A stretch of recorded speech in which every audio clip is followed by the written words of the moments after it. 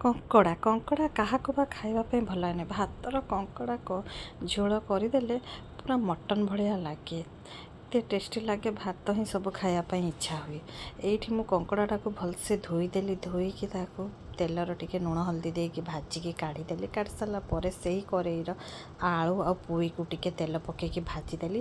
ପିଆଜ ଦେଖନ୍ତୁ ତେଲରେ ପକେଇକି ହେଇସାରିଲା ପରେ ଅଦା ରସୁଣ କଞ୍ଚା ଲଙ୍କା ଗୋଟା ଜିରା ଭଲସେ ପେଷ୍ଟ କରିଦେଇଥିଲି, ତାକୁ ମସଲା ପକେଇ କଷେଇଦେଲି। ତାପରେ ହେଇସାରିଲା ପରେ ଲୁଣ ହଳଦୀ ଟମାଟର ପିଉରି ଦେଇକି ତାକୁ ଭଲସେ କଷେଇଦେଲି। କଷେଇ ସାରିଲା ପରେ ଆମେ ରଖିଥିବା ପୋଇ ଆଉ ଆଳୁଟାକୁ ପକେଇଦେଲି, କଷେଇଦେଲି। କଷେଇ ସାରିଲା ପରେ ଟିକେ ସମୟ ପରେ କଙ୍କଡ଼ାଟାକୁ ରଖିଦେବି, ତାକୁ ପକେଇଦେବି।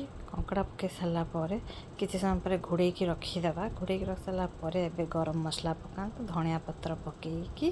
ଭିଡ଼ିଓ ଭଲ ଲାଗିଥିଲେ ଲାଇକ୍ ସେୟାର ସବସ୍କ୍ରାଇବ୍ କରନ୍ତୁ।